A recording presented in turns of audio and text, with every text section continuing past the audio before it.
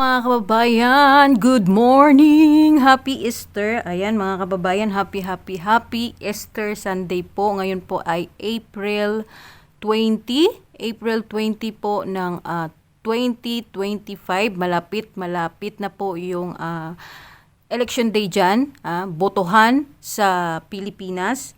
At sana po bumoto po yung lahat. At dito po sa abroad, bumoto na po kasi ako nakapagboto na. Pero sana nga lang tama yung ipasok nila, no? Wala sanang dayaan. Pero puntahan natin to, parang blind item naman to. Ayan, ito po yung post po ni Ogie Diaz, yung si Mama Ogs. Ayan, ano ba to? Kailan ba to? Hindi ko alam, baka 3 days ago, April 16 at ito niyang pinost. Yung ang mga senador na hindi ko iboboto. Mag-blind item tayo. Kumbaga alamin natin kung sino-sino ba to, no? Kung sino-sino po itong mga senador na tumatakbo na hindi iboboto ng isang Ogie Diaz. Kayo po ba, alam nyo na po ba? At kung alam nyo na po kung sino-sino po yung mga hindi iboboto dito ni Ogie Diaz, ayan, comment nyo po dyan at aalamin natin. Maghuhula-hula muna tayo. Sabi niya, ang mga senador na hindi ko iboboto ay ayun, number 1. Nagsasabi ng tay kayong lahat. Sino ba 'yon? Sino ba yung nagsabi na ganun? 'Di ba? Nung 20 something nung State of the Nation address ni dating Pangulong Duterte, sinabi niya na sa lahat ng mga bumabatikos, no? Sa kay Pangulong Duterte, kayong lahat. Yan, sabi. Tapos yung pangalawa, yung walang plano sa kanalang daw pag nanalo. O sino ba yon? Yung walang plataforma. Walang iba, big yan ang 5,000 yan. Big yan ang jacket yan. Willie Revillame. Tapos yung hindi raw ng aapi ng kapwa pero salbahe naman talaga sa sariling tauhan. Kaya papalit-palit ng staff. Tapos yung nanunumbat ng mga naitulong. Akala naman niya wala ring maisusumbat yung tinutulungan niya. Sino ba to? No? Siguro ito si Villar, no? Villar. Hindi ko alam kung totoo. Kayo po, ano po yung hula nyo dyan. Number 4, yung may echos na women's rights advocate daw siya. Pero nung panahong may namumunong misogynist, ay deadma lang siya. At kung iniimbestigahan si Kibuloy sa human trafficking issue, sinasadya niyang wag umattend dahil tatakbo kailangan niya ng boto ng mga nananampalataya kay Kibuloy. Sino ba yun? Sino ba yun mga kababayan? Baka si hula ko lang, baka si Pia Cayetano. Ayan. Number 5, yung dahil sa pressure sa Malacanang noon, kaya isa sa mga congressman na bumoto ng no to franchise renewal ng ABS-CBN. So, kilala ko to. Walang iba kundi si Marcoleta. Pang-anim, 2 pala sila. Actually, dinadala siya ngayon ng mga local candidates sa pag-asang ma-endorse sila ng isang religious sector na malakas doon yung tumatakbo. Villar, hindi ko alam Ano nyo to? Yung number 6. Yung number 6 mga kabayan, hindi ko alam kung ano yung sino-sino yung pinapatukuyan dito ni Mama Ogs. At saka yung number 7, yung nagtatapang-tapangan sa mga pronouncements. Pero pag na-realize niya na mali pala yung sinasabi niya, sabay bawi. Sino yun? Hindi ko kilala yan, sa totoo lang. Hindi ko kilala kung sino yung sinasabi dyan. Number 8, Yung number 7 po mga kababayan, hindi ko po alam kung sino yan. Number 8, yung sipsip, parang mas handang ipagtanggol ang kadiliman kesa pumunta doon sa liwanag. O sino yon? No, baka si Manang Aimee to, hindi natin alam si Manang Aimee. Number 9, yung nag-e-endorse ng ibang kandidato at hindi ini-endorse ang sariling kapatid na nagdugtong ng buhay ng kanilang ama kahit sa sandaling panahon lang daw na lang bago pumanaw. Ito si Cayetano. Ito Cayetano to, yung nagdugtong ng buhay ng kanilang ama kasi 'di ba nag-donate siya si Lino Cayetano. Nagkakaroon sila ng issue ngayon diyan sa Pasig. Pero alam ko si Cayetano to. Ayan.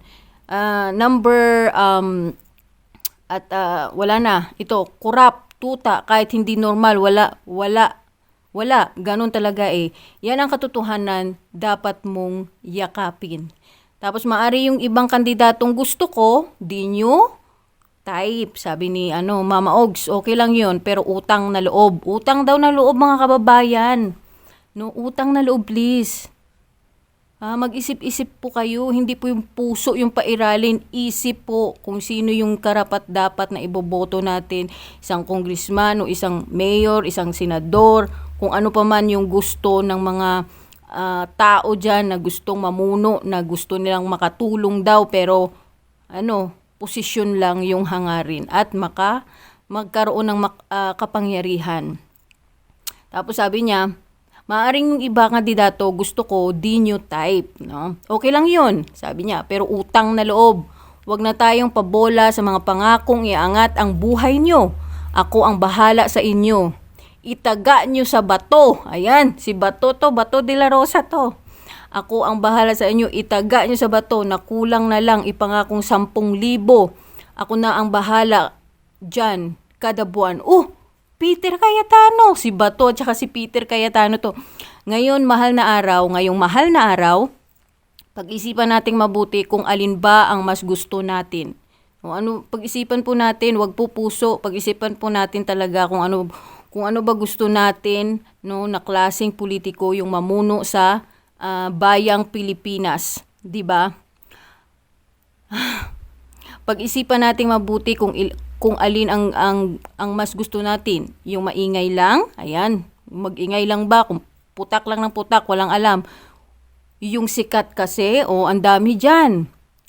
Yung maingay lang, yung sikat kasi, o yung alam yung marami ng batas na naipasa at alam mong totoong alam nila ang pinapasok nilang trabaho bilang isang senador. Yun, tama yun. Alam dapat nila, no? Bago sila tumakbo, alam talaga dapat nila kung ano yung trabaho o tungkulin na gagawin nila. Hindi yung baka gusto lang nilang mamigay ng jacket, no, magsayaw-sayaw ng budots. Ayan, bigyan natin ng kwenta at integridad naman ang Senado. Correct, no? Sana maibalik. Wala na ba tayong tulad ni na Senator Raul Roco? Ayan, nasa na yung mga yun? Miriam Santiago, Juvito Salonga, Rini Sagisag, Campañero Cayetano, Joker Arroyo, Nini Pimentel. Tapos, Juan Flavier, Edgardo Angara, Jose Jokno, Wigberto Tanyada, Niptali Gonzales, Yufisto Gingona, Blas Ople, Teng Paterno, Santanina Rasul, Franklin Drilon, etc. So, asa na yung mga ganong klaseng mga senador? Hindi naman dapat sila na bumalik kasi yung iba dyan, mga nawala na sa mundong ibabaw at yung iba gusto na lang maging private citizen, no? Kahit na at alam nila siguro na hindi sila mananalo sa kapanahonang ito, no? At may mga edad na rin, pero sana yung mga likes, no, ng mga ganitong klaseng senador noon na talagang yung pag gumawa ng batas, alam mo yun, ma-amaze ka sa pagkakaroon nila ng mga debate, 'di ba? Pag nanood ka diyan sa session ng Senado. So mga kababayan, ano yung masasabi nyo dito sa pa-blind item ni Ogie Diaz? Tama ba yung mga hula ko sa mga pa-blind item niya na ito or mali? Tapos kayo po, comment nyo po kung sino-sino yung mga kandidato na to na sinasabi niya. At tama din ba yung mga tawag dito, banat ni Ogie Diaz, no? Sana nga, no, mag-isip po tayo kung sino talaga yung karapat-dapat na maihalal natin, no? Maihalal na, sana nga, no, mag-isip tayo talaga, no? Pag-isipan nating mabuti para naman hindi po maging kawawa at maging hindi katawa-tawa yung Senado ng Pilipinas. Nakakatawa po, sa totoo lang. Imagine niyo. At sana, no, Mr. Ogie Diaz or Mama Ogs or ano man tawag po sa inyo, sana sinama mo na dito si Bong Revilla. Ha? Sinama mo dito si Bong Revilla. Alam namin na si Bong Revilla kaibigan mo. Alam ko kaibigan mo kasi meron kang parang one-on-one interview sa mag-asawa, no? Pero, no, inutusan na po siya na ibalik yung 124.5 million na pera ng kabanang bayan na pumasok sa kanilang bank account, pero hanggang ngayon bulag-bulagan pa rin, no? Hindi lang dapat sa mga ganitong klase, kung kaibigan mo talaga, no, at kung mahal mo talaga yung Pilipinas, no, nagmamalasakit ka sa Pilipinas, dapat sinama mo din yung kaibigan mo dito. 'Di ba mga kababayan, tama ba ako? So ayan, maraming salamat. God bless po sa ating lahat. Ingat po palagi. Ano yung masasabi nyo dito? Komento nyo po kung ano yung mga hula nyo. Ingat po. Bye-bye.